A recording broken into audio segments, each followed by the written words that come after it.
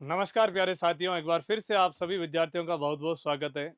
हम लोग राजस्थान की जलवायु और भारत की जलवायु का एक साथ कंबाइंड अध्ययन कर रहे थे और आज ये उसका लास्ट वीडियो है। हम लोगों ने राजस्थान की जलवायु की सारी ऋतुएं, भारत की ऋतुएं, उसके बाद में जलवायु को विभाजन जो हमने पढ़ा, पहले सामान्य आधार पर वर्गीकरण पढ़ा, उसके बाद कोपेन का जलवायु वर्गीकरण पढ़ा। आज इस क्लास में हम लोग थॉर्नवेट का और ट्रीवार्था का जलवायु वर्गीकरण पढ़ेंगे और उसके बाद में जलवायु को प्रभावित करने वाले कारकों का अध्ययन कर लेंगे। तो जैसे वीडियो के सिलेबस में एक टॉपिक दिया हुआ मौसम, वो भी इसी में है।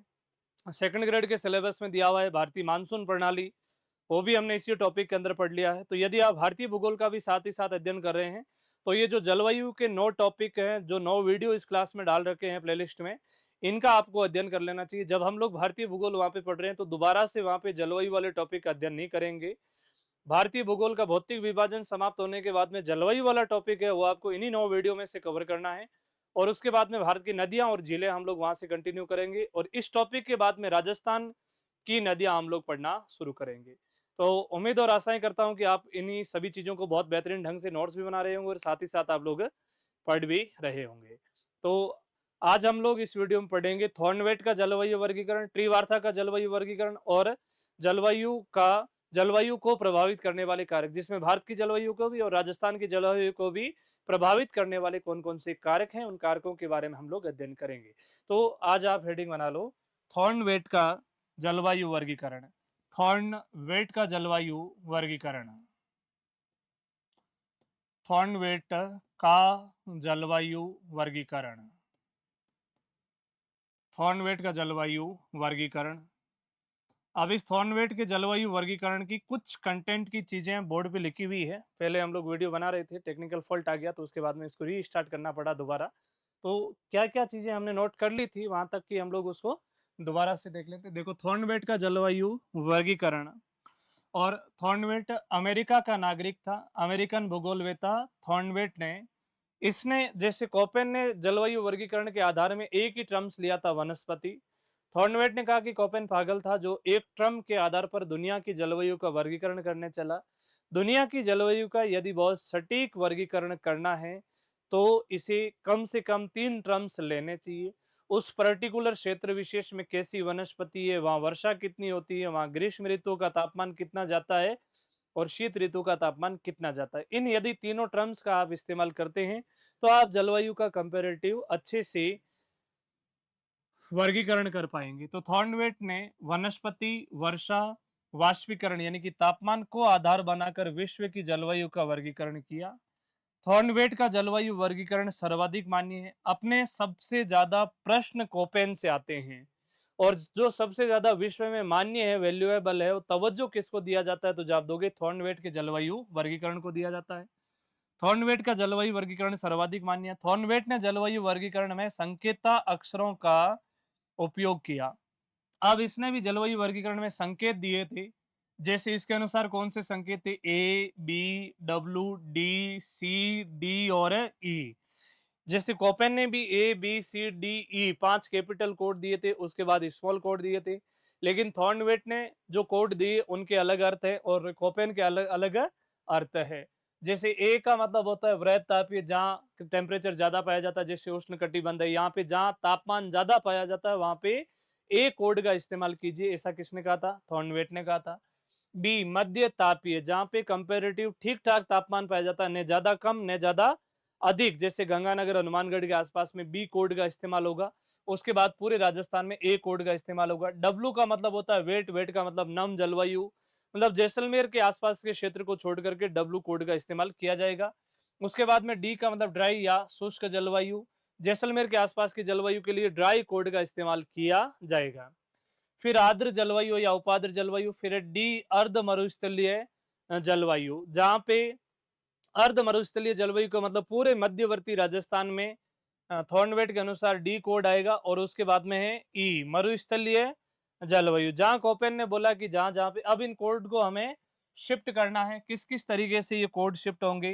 तो जैसे थॉर्नवेट के अनुसार दक्षिणी राजस्थान में जलवायु पाई जाती है सी ए डब्ल्यू जलवायु, सी ए डब्ल्यू जलवायु। इसके बाद में मध्यवर्ती राजस्थान में पाई जाती है डी ए डैश डब्ल्यू जलवायु। उत्तरी राजस्थान में पाई जाती है डी बी डैश डब्ल्यू जलवायु, और सबसे पश्चिमी राजस्थान में पाई जाती है ई ए डैश डी जलवायु, ई ए डैश डी जलवायु। तो कितने प्रकार की जलवायु हुई कोपेन थॉर्नवेट के अनुसार? 4 प्रकार की। थॉर्नवेट के अनुसार राजस्थान की जलवायु 4 प्रकार की, ट्रीवार्था के अनुसार 4 प्रकार की, और कोपेन के अनुसार भी 4 प्रकार की जलवायु पाई जाती है। अब इन जलवायु खंडों के नाम क्या क्या है और कौन कौन से जिलों में पाई जाती है, बहुत बेसिक है। ईएडी जलवायु पाई जाती है जैसलमेर, उत्तरी बाड़मेर, पश्चिमी फलोदी, और उसके बाद में पश्चिमी अनूपगढ़ और बीकानेर में पाई जाती है। उसके बाद में अनूपगढ़ में गंगानगर, हनुमानगढ़, उत्तरी बीकानेर और उत्तरी चूरू में पाई जाती है DBW जलवायु। फिर डूंगरपुर, बांसवाड़ा, सलूम्बर, प्रतापगढ़ और झालावाड़, बारा और कोटा के आसपास में पाई जाती है CA-D जलवायु। और बाकी बचे हुए संपूर्ण राजस्थान में सबसे ज्यादा जलवायु पाई जाती है DA-D। थॉर्नवेट के अनुसार सबसे बड़ा जलवायु खंड कौन सा है? तो जवाब दोगे DA-D जलवायु खंड सबसे बड़ा है। EA-D का प्रतिनिधि जिला, EA-D का प्रतिनिधि जिला, और EA-D का प्रतिनिधि जिला कौन सा है? तो आपका जवाब होना चाहिए जैसलमेर। EA-D का प्रतिनिधि जिला जैसलमेर। DB-W का प्रतिनिधि जिला बीकानेर। DA-W का प्रतिनिधि जिला अजमेर, और CAW का प्रतिनिधि जिला इसका भी डूंगरपुर है, और कोपेन के अनुसार AW जलवायु खंड का भी प्रतिनिधि जिला डूंगरपुर है, दोनों का सेम है। नेक्स्ट, अब अगला हेडिंग बनाओ। पहले तो आप लिखिए थॉर्नवेट के अनुसार, थॉर्नवेट के अनुसार राजस्थान की जलवायु 4 प्रकार की है। थॉर्नवेट के अनुसार राजस्थान की जलवायु 4 प्रकार की है। नेक्स्ट, सबसे पहले आप लोग हेडिंग बनाओ CA-W जलवायु, CA-W जलवायु।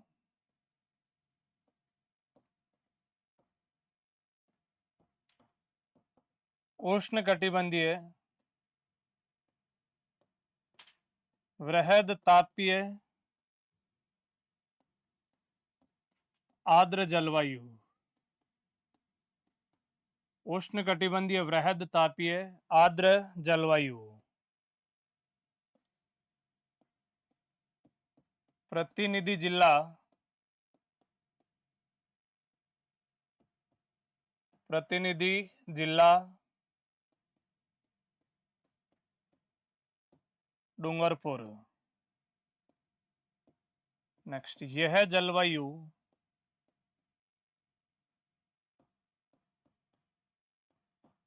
दक्षिणी राजस्थान, दक्षिणी राजस्थान में पाई जाती है।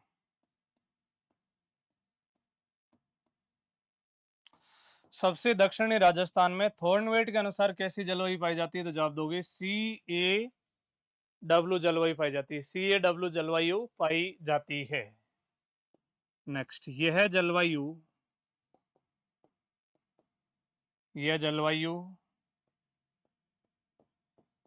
डूंगरपुर,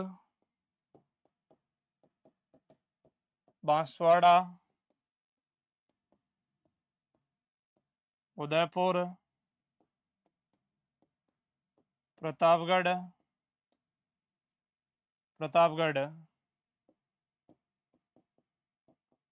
झालावाड़, बारा आदि में, कोटा ऐड कर लेना साथ में, कोटा आदि में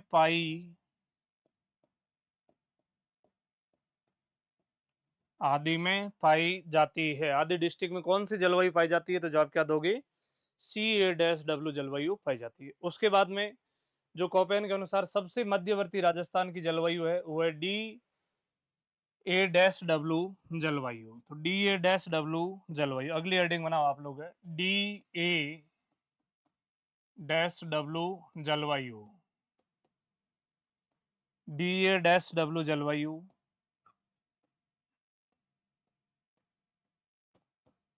अर्ध मरुस्थलीय,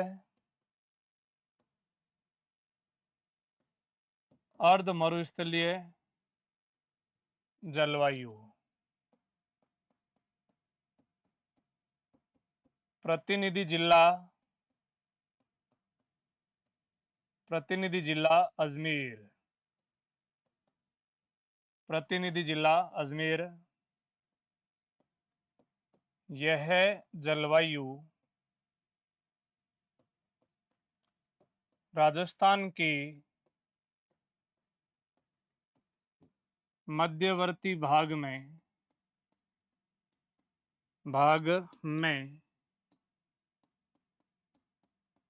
एवं पूर्वी राजस्थान में एवं पूर्वी राजस्थान में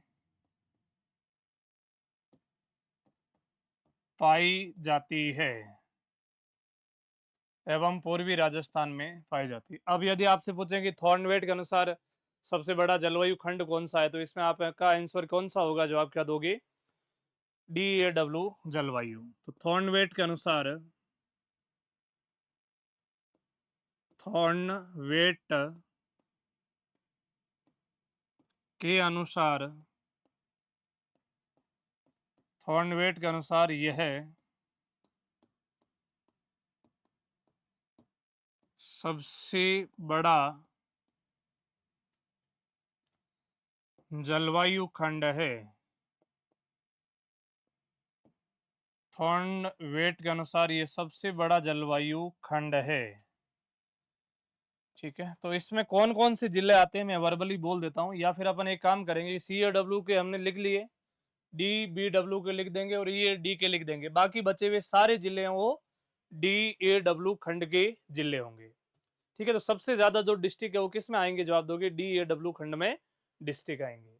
जैसे यहां से लेकर के बीच में जितने भी सारे डिस्ट्रिक्ट हैं, इन तीन के याद कर लेना, बाकी बचे हुए सारे DA-W के डिस्ट्रिक्ट होंगे। नेक्स्ट अगला हेडिंग बनाओ, DB-W जलवायु, तीसरे नंबर की जलवायु,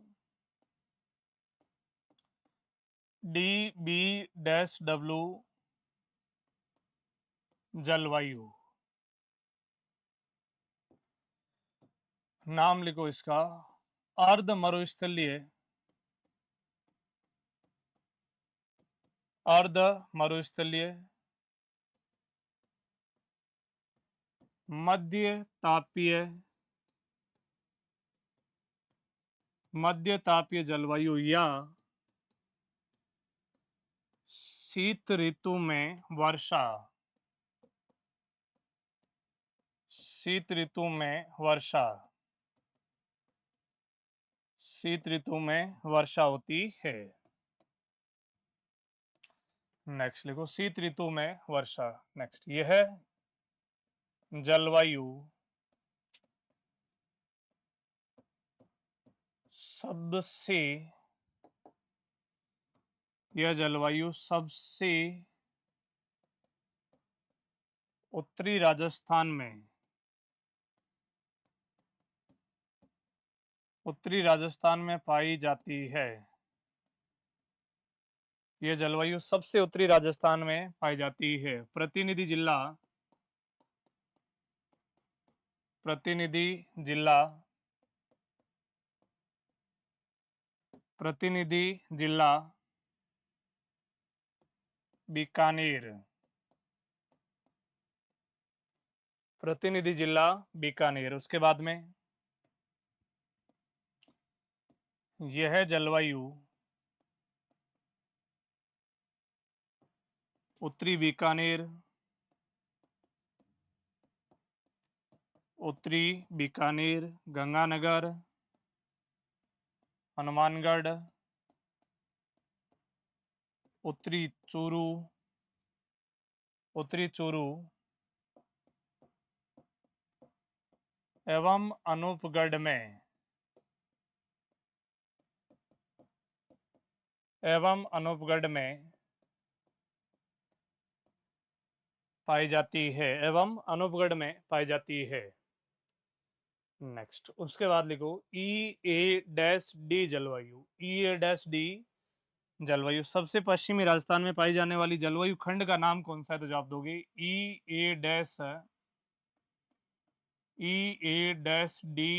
जलवायु,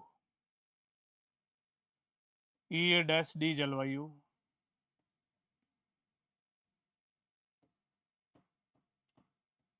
मरुस्थलीय शुष्क जलवायु, मरुस्थलीय शुष्क जलवायु। प्रतिनिधि जिला,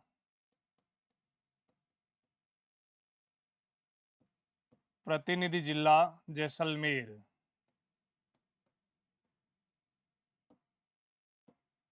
यह जलवायु सबसे पश्चिमी राजस्थान में पाई जाती है, सबसे पश्चिमी राजस्थान में पाई जाती है। नेक्स्ट, यह जलवायु जैसलमेर, उत्तरी बाड़मेर, पश्चिमी फलोदी आदि जिलों में पाई जाती है। पश्चिमी फलोदी आदि जिलों में कौन सी जलवायु पाई जाती है? तो जवाब क्या दोगे? E-A-D जलवायु पाई जाती है। उसके बाद में हम लोगों ने ये जो जलवायु पढ़ा, ये किसका वर्गीकरण था? तो आपका आंसर होना चाहिए थॉर्नवेट का जलवायु वर्गीकरण। थॉर्नवेट के बाद में जो ट्री वार्ता है, इस ट्री वार्ता ने कोपेन के जलवायु वर्गीकरण का ही संशोधन करने का प्रयास किया था, इसलिए इसको ज्यादा नहीं पढ़ना ऐसा कुछ भी। जैसे ट्री वार्ता का जलवायु वर्गीकरण, एक तो आपको लाइन लिख देनी है कि ट्री वार्ता के अनुसार राजस्थान की जलवायु 4 प्रकार की पाई जाती है। ट्री वार्ता के अनुसार राजस्थान की जलवायु कितने प्रकार की है? तो जवाब दोगे 4 प्रकार की है। और ट्री वार्ता ने कोपेन के जलवायु वर्गीकरण करने का ही प्रयास किया था, अतः है ट्री वार्ता के अनुसार राजस्थान की जलवायु 4 प्रकार की, और इसके भी वनस्पति मतलब वर्गीकरण का आधार क्या था? तो कोपेन का आधार भी वनस्पति था, तो ट्री वार्ता के अनुसार भी जलवायु वर्गीकरण का आधार वनस्पति था।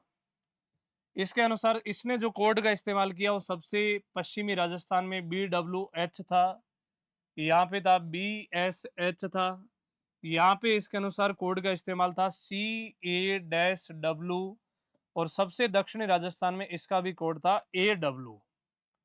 AW सेम है। इसका प्रतिनिधित्व करने वाला जिला जैसलमेर, इसका नागौर, इसका टोंक, और इसका पुनः इसका बांसवाड़ा हो जाता है वापस से दक्षिण में। तो ये चीज आप वहां पे नोट कर लेना। और ट्री वार्ता के अनुसार भी राजस्थान की जलवायु 4 प्रकार की है, इसके अंदर हम ज्यादा कुछ भी नहीं पढ़ने वाले। आगामी आप लोग अगला हेडिंग बना लो, जलवायु को प्रभावित करने वाले कारक कौन कौन से हैं? ये मोस्ट इंपॉर्टेंट है। जलवायु को प्रभावित करने वाले, जलवायु को प्रभावित करने वाले कारक, जलवायु को प्रभावित करने वाले कारक फैक्टर कौन कौन से हैं? सबसे पहला लिखो समुद्र तल से, समुद्र तल से ऊंचाई, समुद्र तल से ऊंचाई। सी लेवल यानी कि भारत का जो समुद्र तल है वो चेन्नई से ज्ञात किया जाता है। और वायुमंडल की 5 परतें हैं, सौभ मंडल, समताप मंडल, मध्य मंडल, आयन मंडल और बहिर्मंडल। जो पृथ्वी के जस्ट ऊपर वाली परत है सौर मंडल, इसमें यदि आप 165 मीटर ऊपर जाते हैं तो 1 डिग्री सेंटीग्रेड तापमान कम होता है।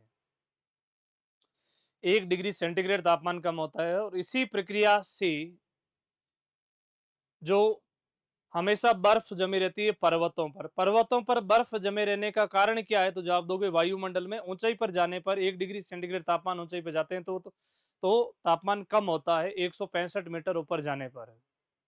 और जो स्थान जितना ज्यादा ऊंचाई पर होगा उतना ही ठंडा होगा। समुद्र तल से ऊंचाई, इसमें लिखो सौर मंडल में,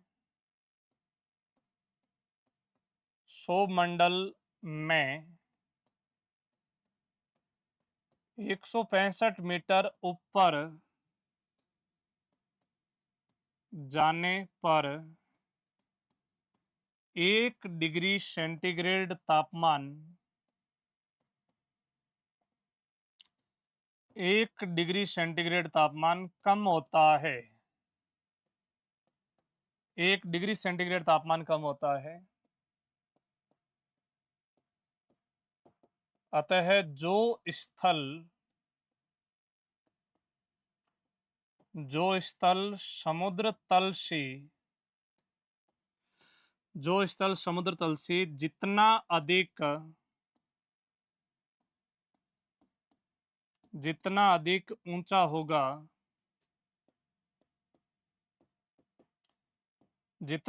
ऊंचा होगा, उतना ही ठंडा होगा। जितना अधिक ऊंचा होगा उतना ही ठंडा। जो स्थल समुद्र तल से जितना अधिक ऊंचा होगा उतना ही ठंडा होगा। देखो जैसे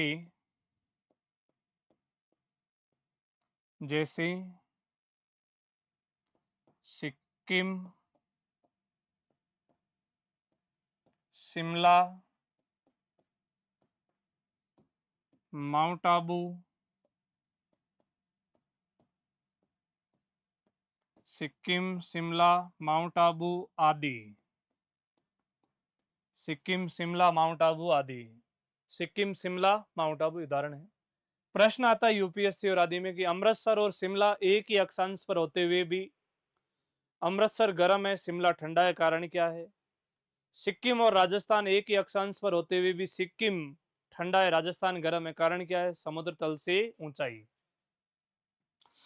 उसके बाद एक पॉइंट बना के लिखो, भारत का समुद्र तल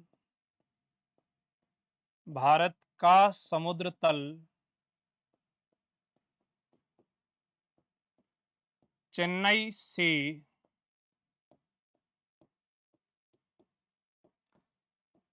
से ज्ञात किया जाता है।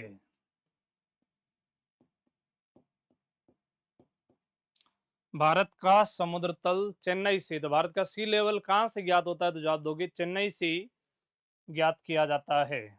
नेक्स्ट, उससे पहले मुंबई से होता था और उससे पहले भी कराची से ज्ञात होता था। दूसरी हेडिंग बनाओ, समुद्र तट से दूरी। समुद्र तट से दूरी, जो तटीय क्षेत्र होते हैं समुद्र के, जैसे भारत का ये तटीय क्षेत्र ये वाला, और इन तटों के आसपास में हमेशा एक जैसी जलवायु पाई जाती है। और जहां एक जैसी जलवायु पाई जाती है उसे समकारी जलवायु कहते हैं। एक जैसी जलवायु पाई जाती है उसे समकारी जलवायु के नाम से पाया जाता है। और समुद्र तट से आप जितने दूर जाओगे उतने ही आप सभी ऋतुओं के जो मौसम होते हैं उनको आप लोग सभी ऋतुओं को अच्छे से महसूस कर पाओगे। इसलिए समुद्र तटों से दूर जो जलवायु पाई जाती है उसे मध्य महाद्वीपीय जलवायु कहते हैं। समुद्र तट से दूर, तो इसमें एक पॉइंट बना के लिखो, समुद्र तट के आसपास, समुद्र तट के आसपास समकारी जलवायु पाई जाती है। समुद्र तट के आसपास समकारी जलवायु पाई जाती है, यानी कि एक जैसी जलवायु है। यहाँ की जलवायु में कोई ज्यादा फर्क नहीं पाया जाता। समुद्र तट के आसपास समकालीन जलवायु पाई जाती है। नेक्स्ट, समुद्र तट के आसपास समकालीन जलवायु पाई जाती है। तटों से दूर सभी ऋतुओं को तटों से दूर सभी ऋतुओं को महसूस किया जाता है। तटों से दूर सभी ऋतुओं को महसूस किया जाता है। अतः यहाँ विषमकारी जलवायु अतः यहाँ विषमकारी जलवायु या मध्य महाद्वीपीय जलवायु मध्य महाद्वीपीय जलवायु पाई जाती है। मध्य महाद्वीपीय जलवायु। तो यदि आपसे प्रश्न पूछें कि राजस्थान की जलवायु कैसी है, तो शीतोष्ण या उपोष्ण कटिबंधीय तो है ही है, उसके साथ साथ में मध्य महाद्वीपीय या विषमकारी जलवायु भी राजस्थान की जलवायु के लिए शब्द का इस्तेमाल किया जाएगा। और तटों के आसपास में हमेशा एक जैसी जलवायु पाई जाती है, जिसे समकारी जलवायु पाई जाती है। बॉम्बे, चेन्नई आदि जो शहर है, वहां के लोगों को कभी भी जैकेट पहनने की या शॉल ओढ़ने की आवश्यकता नहीं होती। वहां पे एक जैसी जलवायु, समुद्र से दिन के अंदर ठंडी हवा आती है और समुद्र के आसपास में से रात में गर्म हवा आती है, तो वहां पे जो मानसून होता है या मौसम होता है वो बैलेंसिंग रहता है। तीसरी हेडिंग बनाओ, मरुस्थल का मरुस्थल का विस्तार। मरुस्थल का विस्तार राजस्थान की जलवायु को कैसे प्रभावित करता है, तो इसको आप लोग ध्यान से समझना कि मरुस्थलीय क्षेत्र के अंदर बलुई रेतीली मिट्टी पाई जाती है और इसकी विशेषता है कि ग्रीष्म ऋतु में बहुत ज्यादा गर्म होकर के यहाँ लो प्रेशर बनाती है और समुद्र से दूर दूर से बंगाली खाड़ी, अरब सागरी और हिंद महासागरीय मानसून को अपनी ओर अट्रैक्ट करती है। और शीत ऋतु में यही बलुई रेतीली मृदा बहुत ज्यादा ठंडी होकर के और यहाँ पे हाई प्रेशर बनाती, ताकि यहाँ से हवाएं समुद्र की तरफ जाती है, जिसे हम लोग लौटते हुए मानसून की क्रियाविधि का भी ये काम करता है। तो इसमें एक ही लाइन लिख दो, इसमें इसमें बलवी इसमें बलवी रेतीली मृदा पाई जाती है। इसमें बलवी रेतीली मृदा पाई जाती है जो जो ग्रीष्म ऋतु में अत्यधिक गर्म होकर के जो ग्रीष्म ऋतु में अत्यधिक गर्म होकर के निम्न वायुदाब बनाती है। निम्न वायुदाब बनाती है। और दूसरे, यदि आपको जलवायु वाले टॉपिक में कुछ चीजें आप अच्छे से कैच नहीं कर पाए, तो 1 से लेकर के जो 9th नंबर तक का वीडियो है उनको एक बार क्विकली फटाफट से दोबारा देखने हैं, नोट्स सामने रखने हैं और इन्हीं वीडियो को दोबारा से आपको प्ले करने हैं। नोट्स जो आपने हाथ से बनाए हैं उनको आपको रख दो और जो मैं वर्ड बोल रहा हूँ रिपीटेशन हो रहे हैं उनको बार बार अपने कानों से गुजारोगे तो यही चीजें आपको बहुत मजबूती के साथ में याद हो जाएगी। उसके बाद में अगला अरावली, या पहले लिख दो भले वनस्पति। राजस्थान की जलवायु और भारत की जलवायु को प्रभावित करने वाला अगला कारक है वनस्पति। वनस्पति में आप समझ जाओगे कि जहां वनस्पति ज्यादा पाई जाती है वहां पे आर्द्र प्रकार की जलवायु पाई जाती है, वहां पे वाष्पीकरण ज्यादा होता है। आप कभी कभार देखते होंगे कि सुबह 4 बजे की 5 बजे के आसपास में हम बस स्टैंड पे या किसी व्यक्ति को लेने जाते हैं या कहीं जाते हैं, तो सुबह सुबह 4 बजे के आसपास में हमें बहुत ज्यादा सर्दी लगती है, भले चाहे ग्रीष्म ऋतु का ही मौसम हो। और यदि हम कोई ऐसे क्षेत्रों से गुजरे जहाँ पे बहुत ज्यादा जंगल हो या कोई ऐसी यूनिवर्सिटी हो जहाँ पे वनस्पति बहुत ज्यादा हो, तो उस क्षेत्र में जाके ठंड बहुत ज्यादा ही लगती है। जिस क्षेत्र में वनस्पति ज्यादा वहां वाष्पीकरण ज्यादा वहां पे जलवायु आर्द्र पाई जाती है। तो अधिक वनस्पति में जलवायु आर्द्र पाई जाती है। ये लाइन आप अपने आप नोट कर लेना, या मैं लिखवा देता हूं। अधिक वनस्पति वाले क्षेत्र में अधिक वनस्पति में जलवायु आर्द्र पाई जाती है।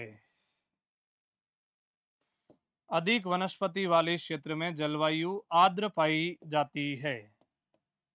उसके बाद में पांचवी प्रकार की जो जलवायु, राजस्थान की जलवायु को प्रभावित करने वाला फैक्टर है वह है अरावली पर्वतमाला।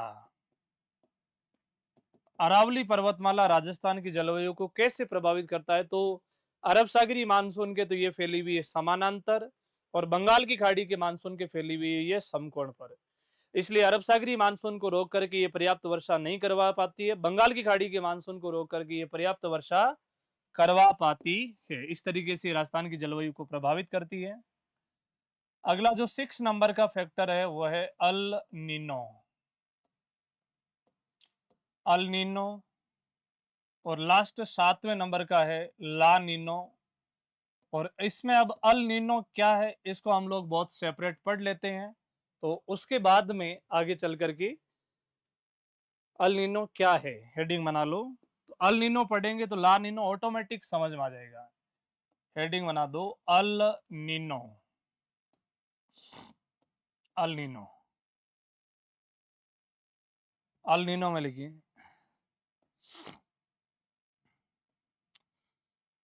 प्रशांत महासागर से उत्पन्न होने वाला एक गर्म चक्रवात है जो फेरल के नियम का उल्लंघन करके उत्तरी गोलार्ध में प्रवेश कर जाता है। अल नीनो, अल नीनो क्या है तो इसको आप ध्यान से समझिएगा। जैसे यह रहा दक्षिणी प्रशांत महासागर, भूमध्य रेखा के दक्षिण में जो प्रशांत महासागर है उसका नाम दक्षिणी प्रशांत महासागर है। भूमध्य रेखा के उत्तर में जो प्रशांत महासागर है इसका नाम है उत्तरी प्रशांत महासागर। उत्तरी प्रशांत महासागर। तो प्रशांत महासागर के भी दक्षिणी प्रशांत महासागर में दक्षिण अमेरिका महाद्वीप में यहाँ पे एक देश है पेरू, और इस पेरू देश के पास में भूमध्य सागर के भूमध्य रेखा के आसपास में से यहाँ जो नीचे गर्म उतरती है वायु गर्म होती है, और ध्रुवों के आसपास में से आने वाली हवा हमेशा ठंडी होती है।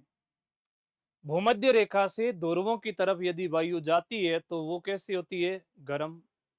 और ध्रुवों से भूमध्य रेखा की तरफ आती है तो ठंडी होती है। गर्म और ठंडी दोनों मिलकर के चक्रवात का निर्माण करती है समुद्र में।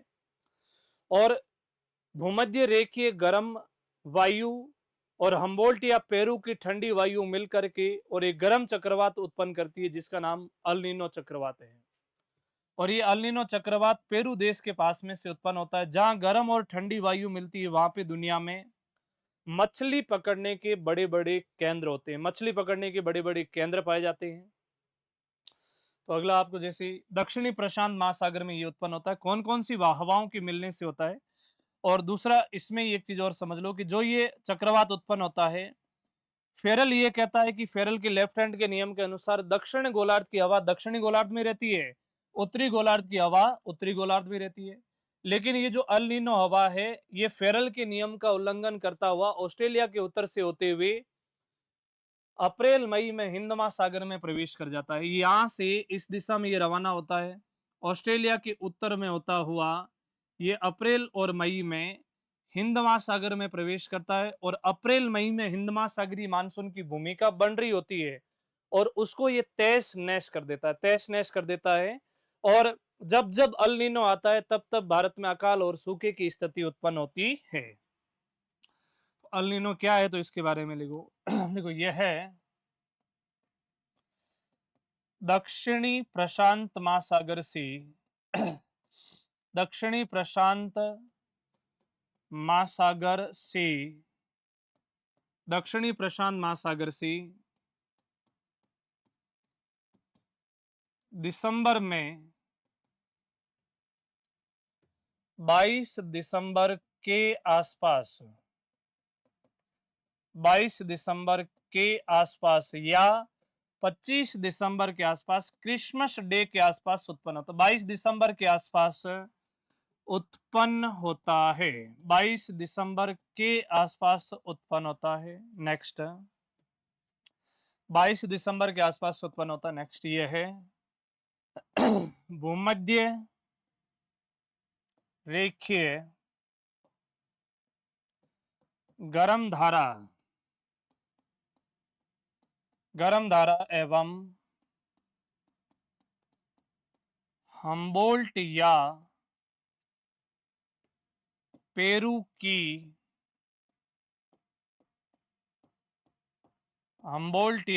की ठंडी धारा के मिलने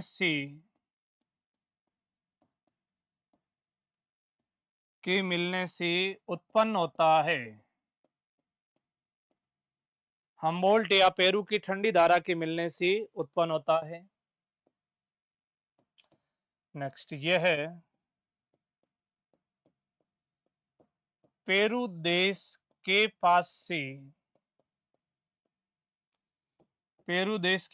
से उत्पन्न होने वाला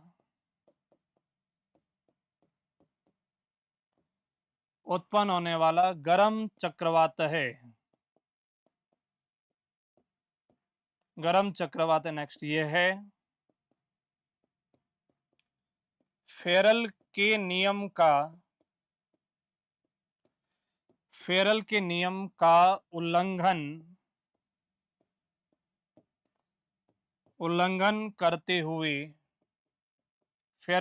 का उल्लंघन करते हुए ऑस्ट्रेलिया के उत्तर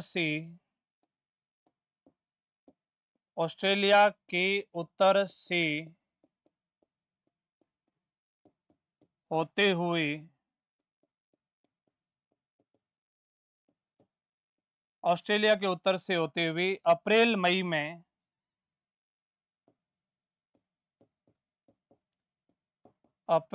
मई में हिंद महासागर में प्रवेश करता है। हिंद महासागर में प्रवेश करता है। हिंद महासागर में प्रवेश करता है एवं हिंद महासागरीय मानसून को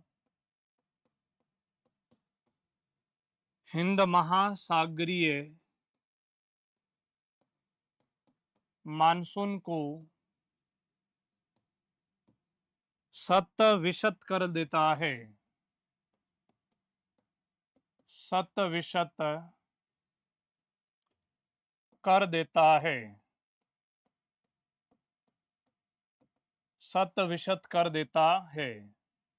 तो जब जब अल नीनो आता है तो भारतीय मानसून के प्रतिकूल होता है और ये 4 से 5 साल में एक बार आता है।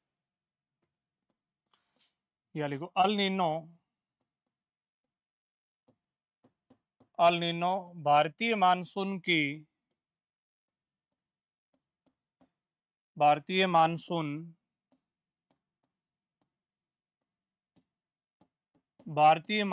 के प्रतिकूल है।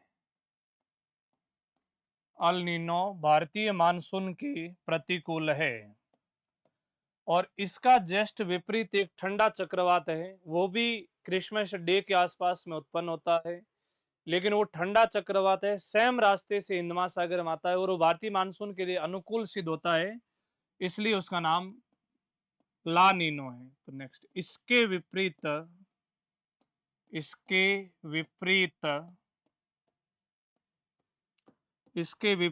ठंडा चक्रवात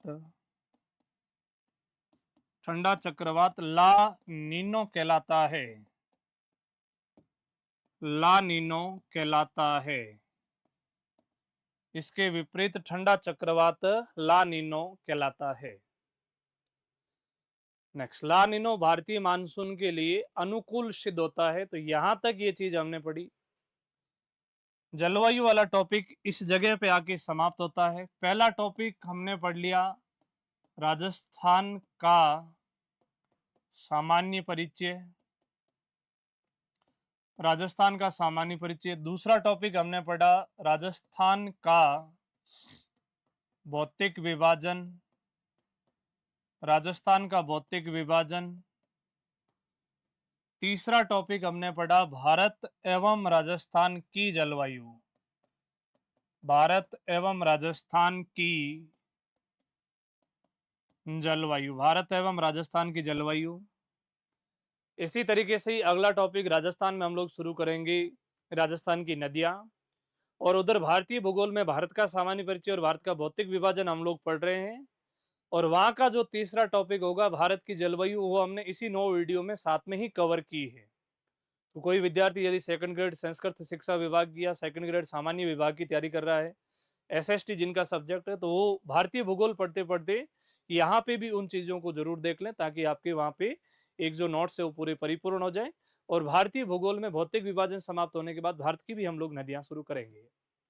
तो आप सभी विद्यार्थियों का इस चैनल में जुड़ने के लिए, अपने खुद के अपने परिवार में जुड़ने के लिए बहुत बहुत धन्यवाद। दूसरे विद्यार्थियों को भी ज़्यादा से ज़्यादा इस लिंक को आप ज़रूर शेयर करें, ताकि दूसरे विद्यार्थी भी इससे अधिक से अधिक लाभान्वित हो सके। हम लोग बहुत डीप में पढ़ रहे हैं, बहुत डिटेलली पढ़ रहे हैं। और ऐसी चीज़ें आपको मैं ये कहता हूँ कि किसी भी एप्लीकेशन में, हालांकि शिक्षक अकेडमी में तो मैं ही पढ़ाता हूँ, सारथी में भी पढ़ाता हूँ, तो वहाँ तो आपको मिलेगी मिलेगी, लेकिन उसके अलावा इतने सिस्टमेटिक तरीके से भूगोल का वैज्ञानिक दृष्टिकोण से अध्ययन आपको पूरे राजस्थान में कहीं नहीं मिलेगा। मैं गारंटी के साथ में कह रहा हूँ। आप सभी विद्यार्थियों का एक बार पुनः फिर से बहुत बहुत धन्यवाद। मिलते हैं नेक्स्ट वीडियो में राजस्थान की नदियों के साथ में। बहुत बहुत धन्यवाद आप सबका।